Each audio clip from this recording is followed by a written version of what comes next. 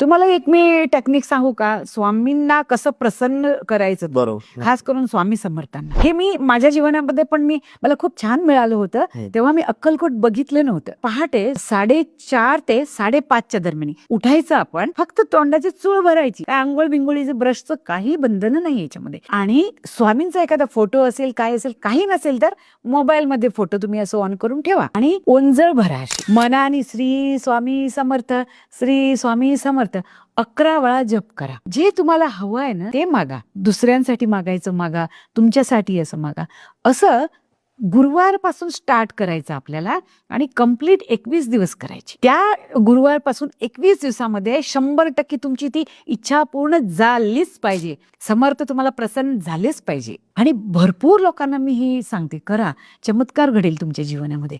एखाद्या मुलीचं लग्न नसेल झालं तर तुम्ही मागा, माझ्या मुलीला चांगला एखादा मुलगा शोधून द्या स्वामी, पण भक्तीने मागा.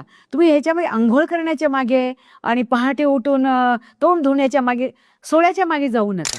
जवळ करून घ्या स्वामींना. मन होता, त्याच्यामध्ये भक्ती होता, श्रद्धा होता आणि मागा.